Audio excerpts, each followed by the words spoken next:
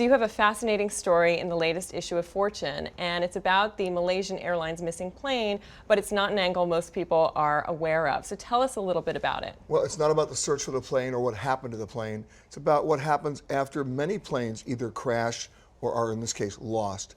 It's who makes money, who has to wait for money. And the money here is pretty staggering, and it's coming from sources and going to sources that might surprise a number of people. If you go back 30, 40 years, the pattern of behavior has always remained the same, but it's not a story that gets reported. American Airlines Flight 191 in Chicago on Memorial Day weekend 1979, a DC-10. It crashed, killed over 270 people, but within 72 hours, American Airlines got a check for $26 million because they had the plane bought 7 years earlier, they had the book value written down, and they had the plane insured for full replacement value. And what people don't realize is that in aviation finance, there are three different kinds of insurance.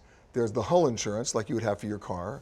There's liability insurance, and then there's something called war risk.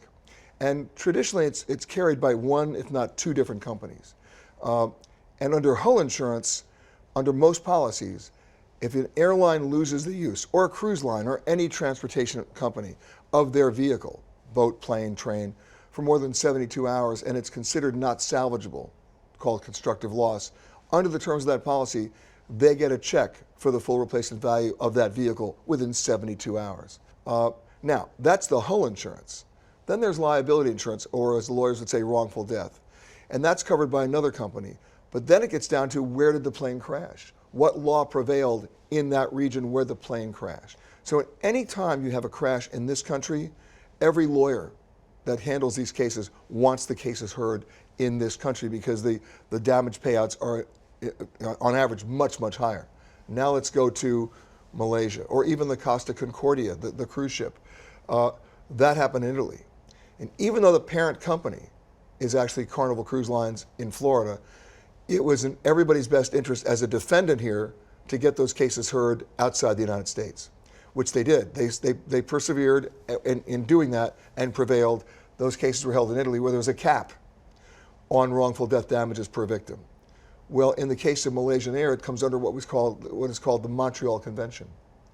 Once again, those damages are capped at about $170,000 per victim, unless you can prove negligence, sabotage, terrorism, or something war-related. But we haven't found the plane. We don't know yet. We don't know yet, and we may never know.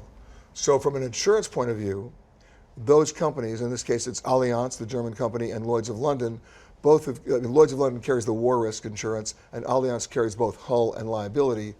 On the hull insurance, they've already written the check. Check's done. Whoever owned that plane, whoever was a lien holder, was paid in full for the replacement value of that plane. They made money. For the liability case, for the wrongful death, they put money into an escrow account, but they know going in, unless they find the plane, they're capped at $170,000. So their maximum insurance payout is not a lot.